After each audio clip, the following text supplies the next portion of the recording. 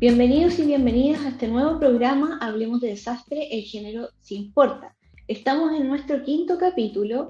Este programa es auspiciado por el proyecto internacional Gender Inc. para el estudio de género de desastre a nivel internacional y para la generación de recomendaciones de intervención.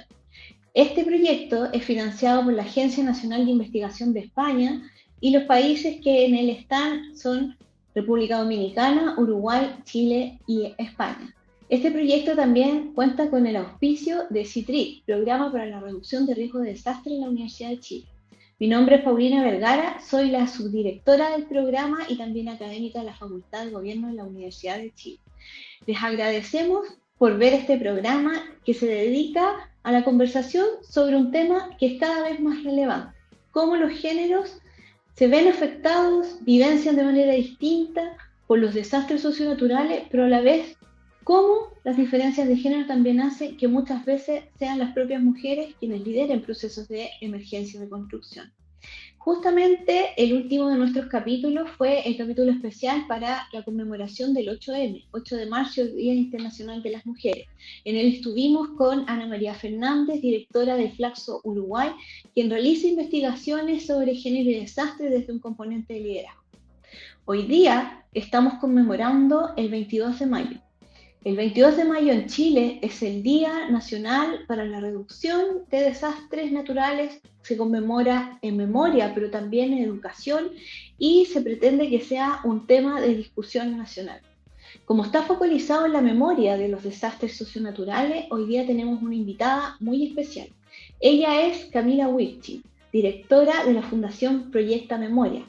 Camila Wittgen estudió arquitectura en la Universidad de Concepción y es magíster en regeneración y desarrollo urbano. Actualmente, como decía, es la directora de Proyecta Memoria, que es una fundación que se dedica a la promoción de la memoria como un factor de tremenda relevancia para salvar vidas. Camila Wittgen ha colaborado activamente en la divulgación de la importancia de la memoria para salvar vidas, pero también relacionada no solamente con ciertos desastres en general, sino que a partir del terremoto y maremoto de 1960, que hoy día entonces estamos conmemorando los 64 años de dicho terremoto, que está registrado como uno de los mayores en la historia de la humanidad y en la historia sísmica a nivel internacional. Fundación Proyecta Memoria también, y Camila en ello tiene un rol muy activo para rescatar la memoria local, la identidad cultural, la solidaridad que quedan plasmadas en estos momentos y generar actividades educativas y culturales en torno a estos temas. Camila ha trabajado en Ecuador, en el norte de Chile, post-aluviones, en el sur de Chile y en el centro-sur de Chile, post-terremoto y maremoto de 2010, que está en el quinto o sexto lugar de los mayores del mundo también, por lo que cuenta una amplia experiencia nacional e internacional. Estamos muy felices de tenerla con nosotras y nosotros hoy día. Bienvenida, Camila, muchas gracias por estar acá. Gracias, Paulina. Muchas gracias. No, gracias a ti, muchas gracias. Camila, en general se habla de desastres socionaturales y los efectos que han tenido en la sociedad chilena.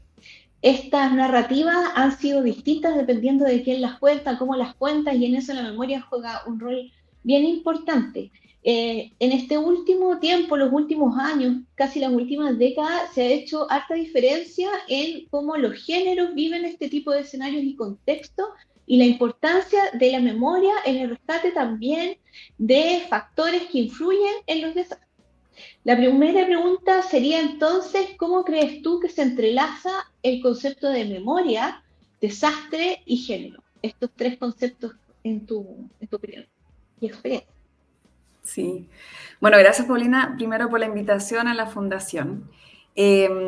Nosotros, ¿sabes qué? Respecto a cómo se entrelaza memoria, desastre y género, como bien lo mencionabas tú al inicio de la introducción, de todas maneras, la vivencia de un desastre y su proceso de reconstrucción y emergencia es muy distinto para cada grupo etario y para cada género. Entonces, específicamente, para la mujer hemos detectado que son otros las tareas y los cuidados que tienen, o cómo la sociedad se los reparte de manera muy diferenciada y distinguida según también los contextos locales o contextos culturales propios del territorio. Y en ese sentido, de todas maneras, lo que nosotros como fundación relevamos es que existen memorias, como en plural, existen varias memorias, varias verdades, no hay una sola. Cuando uno cuenta un relato, una historia de cómo se vivió un proceso, en este caso de los desastres, y nosotros a lo largo de la fundación hemos tratado de visibilizar a estos grupos invisibilizados, que sobre todo cuando remontamos, tú hablas del terremoto de 1960, el tsunami terremoto de 1960, que también derivó después en el Riñiguazo, en la región de los ríos. De todas maneras, estamos en un deber de recabar y volver a esas memorias, a esa información histórica, pero ya a esos grupos que fueron vulnerados, diferenciados, o en este caso como callados, o historias no contadas, para volver a traerlas al presente y poder entregárselas a las futuras generaciones. Entonces, de todas maneras, cuando llega un desastre, las vivencias son diferenciadas, las maneras de reaccionar y de organizarnos son diferenciadas, y de todas maneras existe una riqueza en eso, ¿no? Una riqueza en entender que existen roles que uno cumple según la cultura y la sociedad. En este caso, si nos remontamos a esa época, las mujeres en ese espacio tenían un rol más de cuidados. Entonces, efectivamente, fuimos visibilizando un ejemplo lo voy a dar muy breve, respecto al evento del Riñiguazo, en donde se le dio mucho realce a la labor del hombre, como por su fuerza y su labor de palero, al tener que tratar de destaponar un río que estaba, ¿cierto?, tapado por la remoción en masa. No obstante, no hay libros de historia que relaten cómo fue la labor de la mujer detrás de esos hombres que requerían de cuidados de la infancia, ollas comunes, organización de hogares. Y yo creo que ahora se está haciendo ese trabajo de volver a visibilizar esas memorias. Así que, y descubrimos en eso la riqueza que hay detrás de cada rol que uno tiene en el proceso de recuperación de desastres. Muy interesante lo que señalas porque, bueno, para quienes no saben, el Riñiguazo se le llama a un evento que produjo una gran amenaza sobre las poblaciones afectadas en el sur de Chile después del terremoto y maremoto, que implicaba que probablemente se iban a inundar grandes territorios y algunas ciudades y pueblos que estaban alrededor. Y en la mayoría de los relatos, como señala Camila, se hace más bien alusión a los paleros. Y yo me acuerdo también haber leído mucho sobre la tecnocracia de ese momento, que eran todos ingenieros, hombres, militares, pero Ministro, ninguna sí. mención. Sí, sí, sí, que muy, muy destacable lo que comentaba. Em, Tengo otra pregunta, si pudieras profundizar un poco más, ¿cómo influye en cómo experimentan por género las personas cuando se trata de un desastre socionaturales que han visto ustedes en el trabajo que han tenido en distintos tipos de desastres? Sí, nosotros, por ejemplo, algo muy reciente son los aluviones. Nosotros trabajamos con el programa Adaptaclima, el proyecto, perdón, Adaptaclima, que es un fondo que viene de un fondo internacional, un fondo del medio ambiente, de la CAF también, y que lo postuló el Ministerio de Medio Ambiente chileno en conjunto con Ecuador.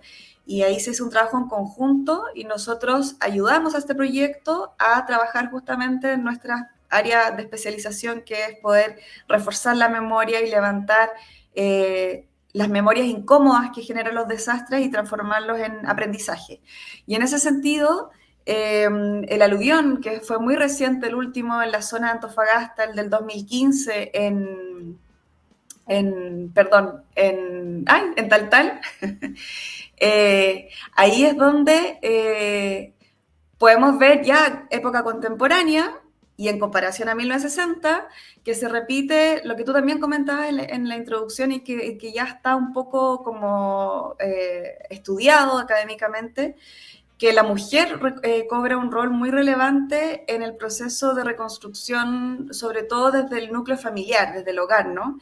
Que por alguna razón también tenemos esta genética, ADN de no solo quizás por la misma organización del hogar doméstico, tenemos la capacidad también de organizarnos a nivel comunitario rápidamente. Entonces, efectivamente, se repiten los rasgos de líderes de recuperación en la reconstrucción que vienen siendo mujeres y jefas de hogar. Entonces se repite y uno empieza a ver patrones como no es algo puntual, o sea, no es algo que ocurre puntualmente en un hecho histórico, en un contexto cultural específico, sino que así como tuvimos 1960, en el sur de Chile, en un contexto quizás en donde las mujeres cumplían labores más acotadas, ahí también vimos cómo la mujer cobra un rol relevante de cuidados y sobre todo ahí también ya aparece, sobre todo hacia las áreas sociales de ayuda, de cooperación, también aparece ya la profesional mujer dedicada al área de salud y educación, muy importante. Entonces, por ejemplo, en estos primeros días de recuperación del desastre, la empresa de ferrocarriles del Estado, que tú sabes que antes estaba todo Chile conectado y funcionaba, y en el fondo era de gran utilidad en esa época, ahí fueron grandes mujeres que ya trabajaban en la empresa de ferrocarriles, que eran asistentes sociales, y fueron a ayudar al proceso de reconstrucción desde las labores de catastro de los damnificados, quienes requerían ciertas ayudas sociales, programas de educación o de comida, ayuda, etc. Entonces, hay una tendencia en que la mujer va ocupando estos espacios y yo creo que hoy, cierto, es algo que no hemos visto todavía porque no ha tocado ningún evento desastroso contemporáneo, pero también ya vemos mujeres ingenieras, mujeres en las áreas, cierto, científicas también cobrando labor. Pero en ese sentido, el cruce es como, en el fondo, transgeneracional, lineal a lo largo de la historia. Hemos visto que la mujer tiene un liderazgo innato y natural para organizar a tanto su núcleo familiar como a sus organizaciones eh, como próximas de su entorno. Y en ese caso, por lo mismo, se han hecho trabajos diferenciados y en el proyecto Adapta Clima se hizo una mesa de lideresas en donde justamente ya entendiendo que existe una vocación natural en que la mujer ocupa estos espacios de opinión y de organización, ya darles un espacio más formal donde se les pueda entregar herramientas y empoderamiento, porque como te comento, es algo bien natural, pero que igual requiere, ¿cierto?, de alguna manera reforzarles con un poco más de herramientas de organización y de educación para profundizar en esas habilidades que ya poseen naturalmente. ¿Y cuál dirías tú que es el rol o el papel de estas mujeres en términos de la memoria colectiva para esas comunidades? Yo creo el rol, por ejemplo, y que gracias, por ejemplo, voy a destacar acá a Bernarda Ucapán, que es una antropóloga que levantó las historias de Barrio Menzel en 1960 en Valdivia. Eh, la importancia de, primero, la mujer en este rol de liderazgo también ocupa justamente uno de los como, ocupa estos espacios primordiales en la comunidad, en los sistemas de organización, en formatos como las ollas comunes o la organización de ayudas sociales. Entonces, en ese sentido, hay una gran como relevancia y visibilización de su rol como mujer en este proceso y a la vez a través de sus cuidados con la infancia. Yo creo que ahí se transmite también más se transmite el saber local. Ahora, como que hayamos comprobado que que la mujer tenga un mayor rol en la memoria, de transmisión de la memoria, no es tan así, porque efectivamente lo que sí hemos detectado en esta transmisión de saber local es que muchas veces hay un salto generacional. Entonces, el que vive el evento, para él es una memoria incómoda para esta persona, entonces por lo general le cuesta traspasarlo inmediatamente a su sobrino, a su hijo, ese primer paso siguiente a su siguiente generación cuesta ese traspaso, porque es un proceso que nosotros es lo que fundamentalmente trabajamos, que es decirles que no son memorias incómodas, que es necesario un proceso de reflexión en donde sepamos cuáles son los aprendizajes y que es necesario contar y transmitir ese saber y esa memoria. Pero ese salto ocurre y por lo general son los abuelos y las abuelas que cuentan estos saberes a las terceras generaciones, o sea, al salto generacional que hay ahí.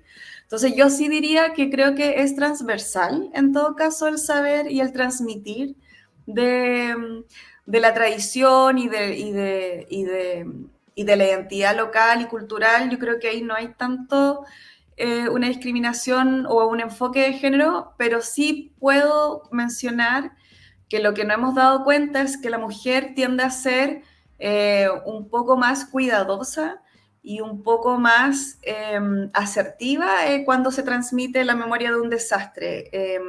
En ese sentido, tiene una visión más amplia del evento y también obviamente más enfocada a lo que ella vivió y tiende a ser una transmisión de la organización, de los cuidados, de ponerle ciertos acentos a cuidar más el tono en que se comunican las cosas. Tiene una sutileza de contar, pero abiertamente. Yo creo que la mujer, de todas maneras, es capaz de comentar de manera más abierta lo ocurrido que el hombre. En ese sentido, sí lo hemos notado cuando nosotros hacemos talleres de memoria, donde invitamos a los adultos mayores a reunirse, independiente de su género, y sí nos percatamos que la mujer es más tímida al inicio para comentar, pero luego cuando ya lo hace de una manera más abierta. El hombre, de todas maneras,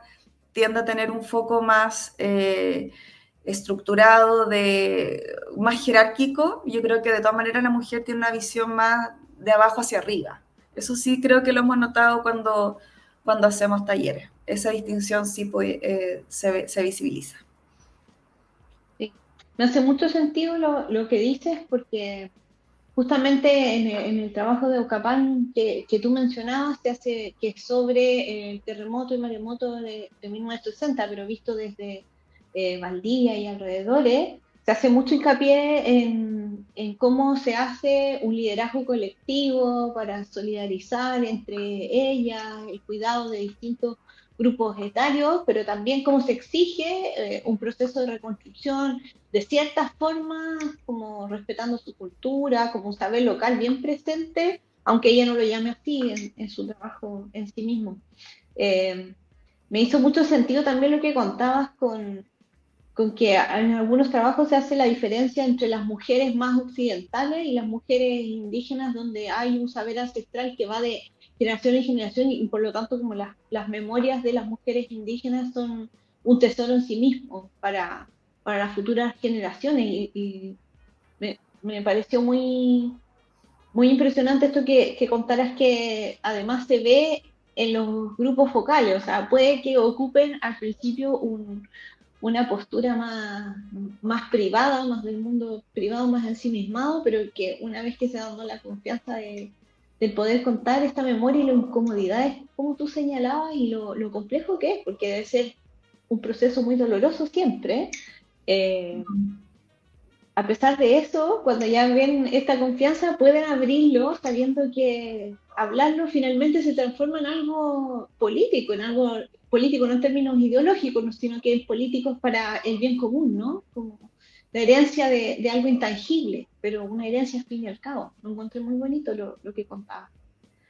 Sí, y de todas maneras, por ejemplo, cuando nosotros también hemos ido a Mewin, que son localidades costeras de gran como influencia indígena, huilliche, eh, y de todas maneras, es otro enfoque también cuando tú vas a trabajar a territorios con esta predominancia cultural y de todas maneras también son ahí las mujeres que están presentes, las preocupadas de rescatar y visibilizar sus tradiciones locales o sus saberes locales, o sobre todo como están en un proceso de transformación también, de actualización, por así decirlo, de sus economías locales a unas más como dinámicas y apropiadas al desafío económico. Y la mujer siempre aparece ahí, como bien mencionas tú, con esta necesidad de rescatar su identidad y su valor local. Yo creo que de todas maneras hay ahí, como dices tú, un poder de capacidad y de establecer agendas que para que en el fondo las autoridades locales escuchen y estén atentos a estas diferencias también. Yo creo que eso también se ha notado a lo largo del trabajo. Y también, de todas maneras, siempre las mujeres son las que son las más participativas, las más involucradas y las más preocupadas por como transmitir este saber. Así que se va notando de todas maneras esa distinción. Y lo interesante ha sido también, porque nosotros también trabajamos mucho con las instituciones de bomberos, ha sido impresionante la cantidad de mujeres que se han incorporado ahora al cuerpo de bomberos y ya es un agrado ver nuevas generaciones en donde muchas veces los cuerpos de bomberos, el 50+1 son mujeres. Creo que yo debo destacar, por ejemplo, el cuerpo de bomberos de Taltal, en donde yo me percaté que en su mayoría están siendo mujeres las voluntarias para todos los sistemas de rescate, así que de todas maneras yo creo que obviamente dependiendo de las dirigencias locales se van empoderando más y se van como en el fondo desarrollando modelos a seguir y yo creo que esa ciudad, por ejemplo, también es una localidad muy interesante a observar. Para todos quienes están recién incorporándose a nuestro programa, les damos la bienvenida al programa Hablemos de Desastre, el género se importa. Hoy día tenemos el honor de tener con nosotras a Camila Wittchen, directora de la Fundación Proyecta Memoria, porque estamos conmemorando los 64 años del terremoto y maremoto de Valdivia, que a su vez hoy día legalmente ha hecho que se implemente en nuestro país un Día Nacional para la Educación y la Memoria de los Riesgos Socionaturales. Así que Camila nos acompaña hoy día para conversar sobre todo de memoria, género y desastre. Y en ese sentido, Camila, quería preguntarte, ya que estamos cumpliendo estos 64 años del mayor terremoto y maremoto registrado en la historia mundial, que ocurrió aquí y que llegó a afectar incluso Hawái y Japón, que están muy lejos. ¿Qué crees tú que significa en términos de importancia el que se desarrolle y se promueva la memoria de desastre? ¿Cómo crees tú que se ha demostrado que tiene importancia esto? Ya empezamos el capítulo hoy día diciendo que la memoria salva vidas. Sí, la memoria salva vidas, sí, es el eslogan de la fundación. Es muy relevante, mira, de hecho, estábamos recién hablando del Reñiguazo, ¿no? De este como evento post-1960, o sea, porque ocurre más o menos en julio, ¿cierto? El terremoto es en mayo. Se detecta que cae en el fondo, el río San Pedro es taponeado en 3 puntos y se prevé que empieza a subir, se están taponeados en 3 puntos y empieza a subir el nivel de agua. Y tú sabes que gracias a historia de Martín Lovera, ahí, en una historia escrita en 1500, gracias a que alguien leyó esa historia, que fue Filippi, ahí se descubre entonces quizás pudiese ocurrir, así como ocurrió en 1500 y tanto, un desastre como un aluvión tipo tsunami que esto en el fondo iba a subir de nivel y se iba a generar una gran inundación a lo largo de todos los pueblos, a todas las localidades que están en este borde río. Y gracias a ese registro histórico y que alguien leyó ese registro histórico, partieron a Santiago a comunicar que estaba ocurriendo esto en el río San Pedro y gracias a eso se movilizan acciones para llegar con máquinas y con grúas a poder destapar el río y evitar una catástrofe, otra catástrofe. Entonces, por ahí, primera señal de relevancia de generar registros históricos, generar registros que permitan que otras nuevas generaciones conozcan de lo que ocurrió en el pasado, porque efectivamente necesitamos entender nuestro territorio, lo que ha ocurrido en él para poder proseguir adelante y poder habitarlo de manera respetuosa y de manera con inteligencia colectiva, por así decirlo. Y luego también tenemos el gran ejemplo de, también refiriéndonos a 1960, al tsunami en Saavedra, ¿no? Cuando la comunidad con el saber local indígena mapuche cuenta la historia del Tren Caicay, de las peleas entre la serpiente de tierra y mar, y que saben que es cierto que una gran remesón, sus generaciones pasadas les habían contado que tenían que evacuar a las alturas, y gracias a eso también se salva la población de Saavedra. Entonces, eso y otras anécdotas, también puedo sacar Japón, el terremoto del 2012, gracias a la piedra de Aneyoshi, que fue puesta también en los 1500, hubo un tsunami. La población se dedica a poner un elemento tangible, con una piedra grabada, que indica que de aquí no se puede poblar, no se puede volver a reconstruir el pueblo de aquí hacia abajo. En el fondo, cota segura de aquí hacia arriba. Y cuando fue el terremoto y tsunami en 2011, la gente sabía perfecto este hito tangible que existía en su territorio y evacúan desde esa piedra hacia la parte superior y también se salvan vías por eso. Entonces, y lo último que estamos viendo con la emergencia climática, que también me interesa contarlo, son las piedras del río Rin, que no sé si ya las han comentado, pero también en su época grababan los niveles que llegaba al río Rin, marcando como las distintas alturas, y eso te iba marcando cuando se venía sequía.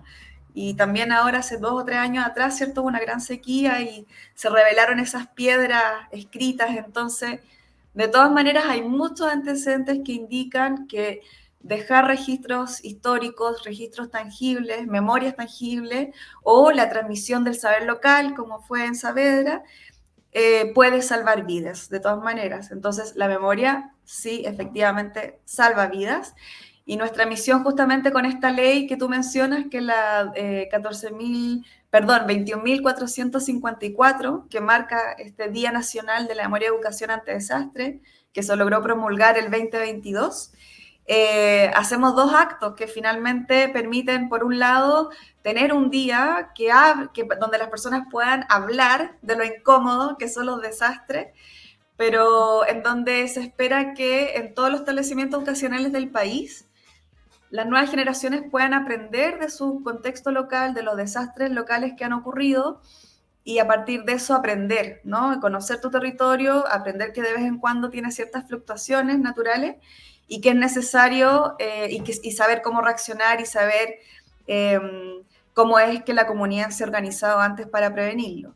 Y por otro lado, se marca que es el 22 de mayo, en conmemoración, ¿cierto?, a uno de los desastres más importantes de nuestra historia contemporánea, el terremoto y tsunami 1960, y de alguna manera también nos permite recordar y darle un espacio a las víctimas, ¿no?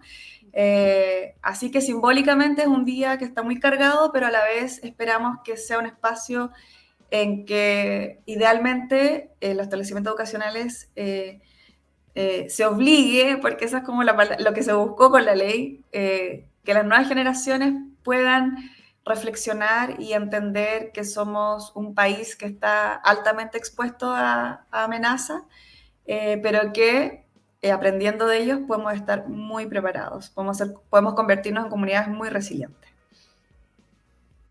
Sí. Quería hacerte una pregunta que algo mencionaste hace un momento, pero ¿cómo cambia la narrativa de esta memoria cuando se incorpora el enfoque de género? De todas maneras, hay una narrativa que va siempre hacia los hijos, hijes, nietos, nietas, o de cómo sus padres cuidaron dependiendo del contexto en que viven el desastre, muchas veces desde la infancia. Entonces recuerdan esos cuidados que recibieron durante el proceso de emergencia y reconstrucción,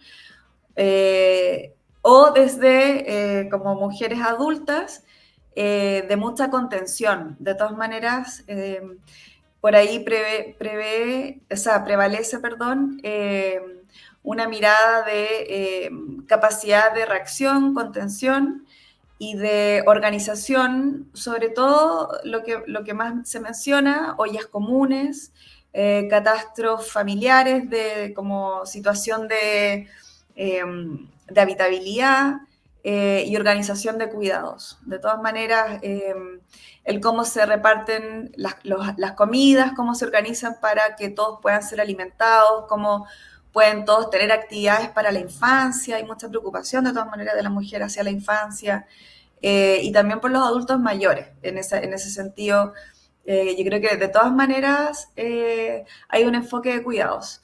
Y lo que tú mencionabas también del enfoque político, pero en el sentido como de dirigencia, de liderazgo, también es notorio, sobre todo porque en su mayoría son ya dirigentes sociales, ¿cierto? De juntas de vecinos o de organizaciones funcionales, en donde con la emergencia se activan naturalmente, como para continuar con los procesos de reconstrucción y de emergencia. Yo creo que hay una habilidad también ahí comunicacional y blanda que tienen que aporta en el proceso de reconstrucción. Sí, yo creo es que tiene como sus distintos procesos, ¿no? Pero de todas maneras, la emergencia siempre es marcada por las ollas comunes y por la organización de cuidados de la infancia. Y en el proceso de reconstrucción, ahí aparece un poco más la influencia política y del dirigir y entender cuáles son las necesidades básicas o cuáles son las necesidades o instrumentos de planificación que se requieren para continuar. Y en ese sentido, yo creo que de todas maneras ahí entran estos refuerzos laterales que puedan ayudarlas como a organizarse mejor en términos como de organización comunitaria, pero ahí yo creo que hay un apoyo más transversal también con las autoridades y como te digo, por lo general vienen ya con un rol de liderazgo previo en estas como dirigencias vecinales o funcionales, entonces simplemente es continuar con ese rol desde otro ámbito nomás, pero sí, eso. Camila, para ir cerrando y por cierto agradecerte lo interesante de todo lo que nos planteas, me dejaste pensando en varias cosas. Quería preguntar cuáles son, a tu parecer y de la experiencia en la Fundación Proyecta Memoria, los avances y desafíos en relación con la memoria, las desigualdades de género en contexto de desastre, ya sea emergencia, reconstrucción, incluso para prevención. Yo creo que seguir dotando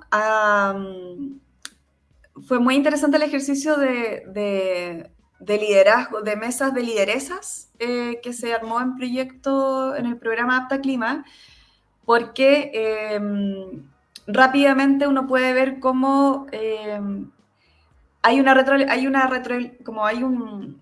retroalimentación activa entre que uno detecta esta necesidad, ¿cierto?, de poder proveer de mejores herramientas para estas lideresas naturales, y a la vez hay una alta recepción de estas lideresas al proyecto o a la entrega y recepción de herramientas. Entonces, hay un círculo muy virtuoso en que se detecta esta carencia o esta necesidad que ellas mismas solicitan de, por favor, necesitamos más herramientas de educación como en el fondo para tener más capacidades de reacción y de dirigencia y de solicitud para conducir procesos de emergencia y construcción. Entonces yo creo que por ahí hay que seguir enfatizando en este trabajo diferenciado. Y por otro lado, de todas maneras, en esa línea, que las políticas de reconstrucción o de emergencia tengan ese enfoque de género diferenciado. Yo creo que hoy en día de manera transversal, no solo a nivel de desastre, se está trabajando hacia una planificación con enfoque de género y de cuidados, porque no solo se tienen que habilitar espacios de ciertas características, ¿no? Sino que más que nunca se está detectando tener especial cuidado con tener lugares para amamantar, para que la mujer se sienta como más segura, que la infancia que acompaña a las mujeres también tenga espacios de mayor tranquilidad y seguridad. Entonces, yo creo que estamos viviendo como igual una época en donde transversalmente se está teniendo esa mirada de cuidado en todos los procesos de planificación. Y en este caso particular,